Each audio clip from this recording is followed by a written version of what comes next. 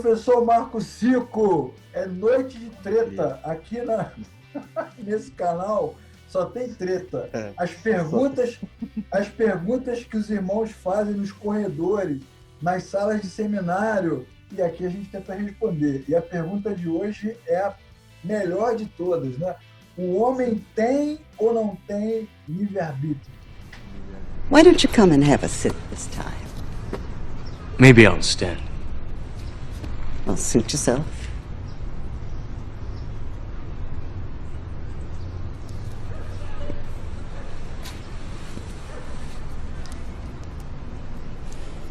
I felt like sitting.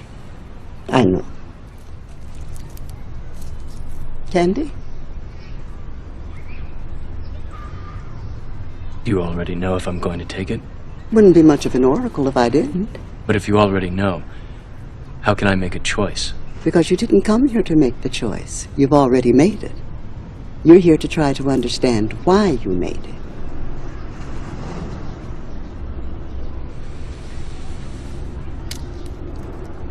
I thought you'd have figured that out by now. Eu acho que essa treta ela é muito antiga porque as pessoas, na minha visão, acabam tendo um pouco de dificuldade com os conceitos.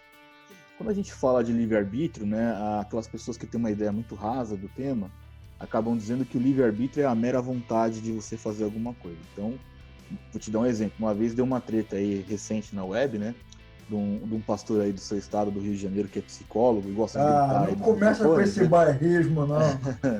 E o cara ali fala assim, na argumentação dele, ele disse que ele ia fazer um culto, né, onde ele ia destruir a doutrina da predestinação, né.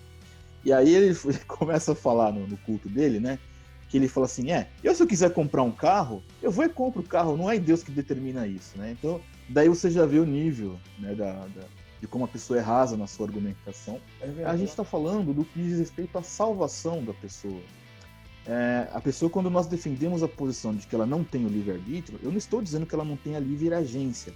E a livre agência é justamente isso aqui que a gente está falando, que nem nós decidimos sentar aqui para fazer uma gravação e falar sobre isso.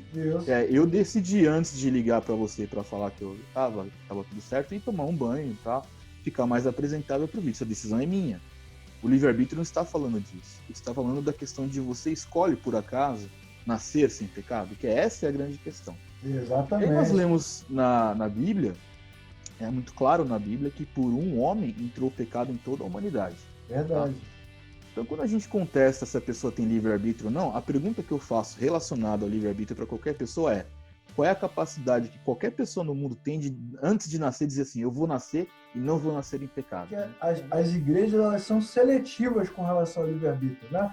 Porque geralmente esse assunto só é levantado no que diz respeito à salvação. Então, o cara diz assim, não, eu posso rejeitar Deus, eu posso rejeitar o céu, eu posso escolher o que eu quero. Mas aí, quando o nego tá lá no culto da prosperidade, né? O camarada pega o microfone, ninguém vai impedir, né? É Deus que escreve o último capítulo da sua vida.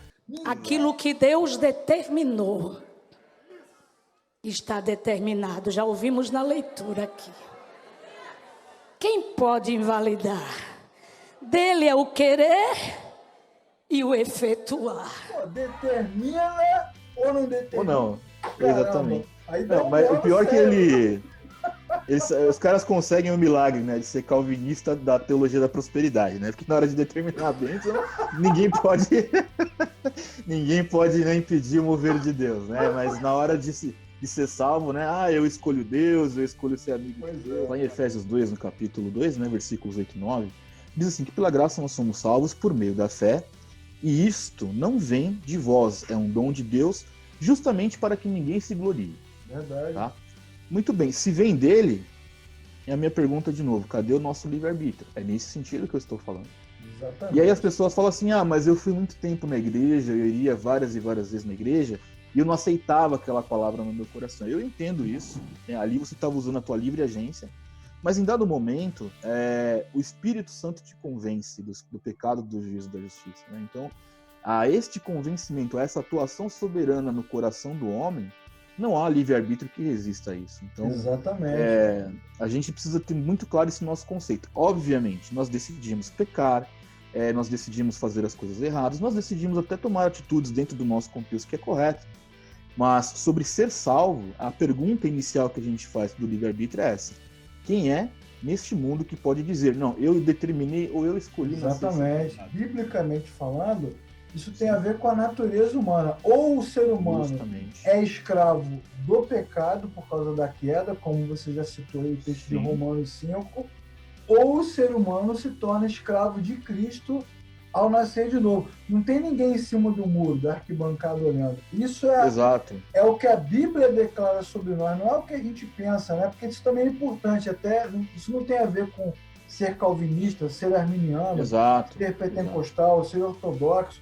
É o que a Bíblia diz a nosso respeito. Então, a Bíblia afirma em Romanos 5 que todos pecaram por causa de um homem, todos receberam o pecado.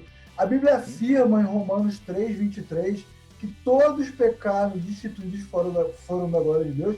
E a Bíblia afirma em João capítulo 1 que aqueles que recebem a Cristo, que o reconhecem, recebem o direito de serem chamados filhos de Deus. Então, ou você está de um lado, ou você está do outro. Agora, o sabor da pizza, você escolhe, né, Marco? Você prefere pepperoni? Você quer meia calabresa ou mussarela? Mussarela.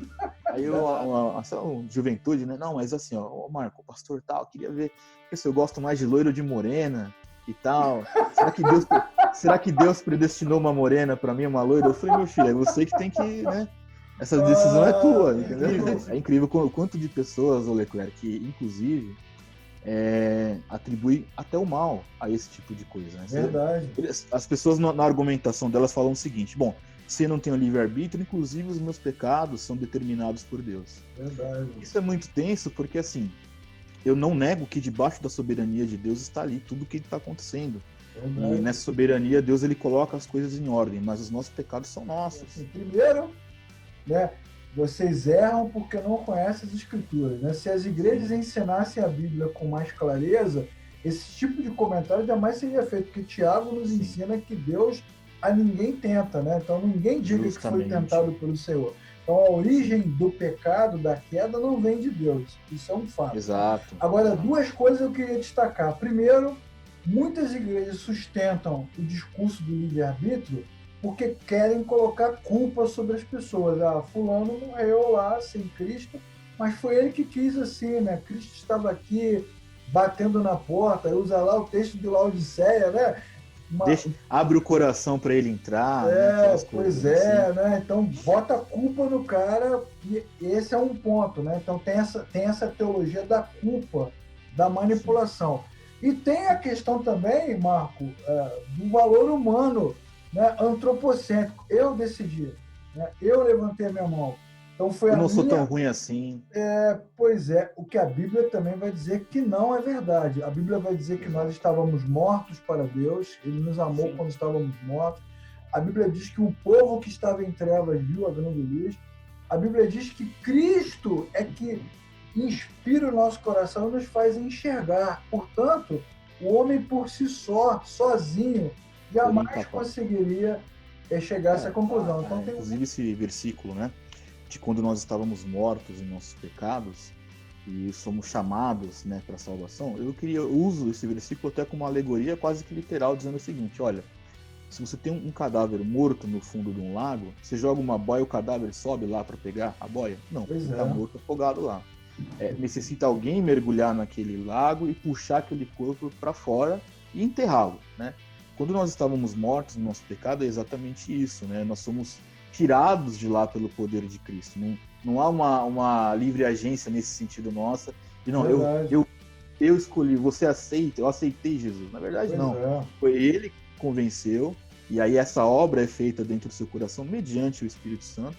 E a Bíblia é muito clara que é pela graça, que isso vem dele, justamente, Leclerc, para que ninguém se glorie. Não. Exatamente. Você falou várias vezes sobre livre agência, né? Deus comanda o universo, comanda o cosmos, comanda a nossa vida. Jesus fala que nem um fio cai, né? Nenhuma folha cai sem que Deus saiba. Então ele age soberanamente. Agora, debaixo dessa soberania, desse guarda-chuva de Deus, tem regras, né? Tem leis. Então, por exemplo, a lei da gravidade. Se você subir lá no 15º andar do prédio e pular, Você morre, meu amigo, não tem solução, porque tem uma lei que comanda esse negócio. Então você pulou porque quis pular. Conforme você pula de um andar alto, o tempo da queda até você chegar lá, o seu peso vai dobrando, triplicando. Por isso que o impacto da pessoa que cai no chão é violentíssimo, né? E assim é a nossa livre agência. Nós escolhemos os pecados. E eu me lembro que, inclusive historicamente, Lutero dizia, né? Logo nos primeiros momentos pós-reforma, que se o livre-arbítrio existisse, ele se provou um tremendo fracasso, porque a inclinação do homem em escolher as coisas ruins era absurda, né? Então, obviamente que desde muito tempo, me parece já que é uma coisa muito pacificada na história da igreja, já há muito tempo que o livre-arbítrio não é um dilema, pelo menos para os reformadores, né? Então, Verdade. É uma coisa que, como você disse, as igrejas não ensinam, tristemente. Esse assunto vem à tona como se fosse algo novo, só que é algo super antigo. O cachorrinho que entrou no seu É isso que eu ia falar. entrou porque Deus quis ou entrou porque ele teve livre-arbítrio? Se você é cristão, está assistindo esse vídeo, agradeça a Deus, cara, que a luz brilhou intensamente no meio da escuridão e iluminou o seu coração. Na verdade.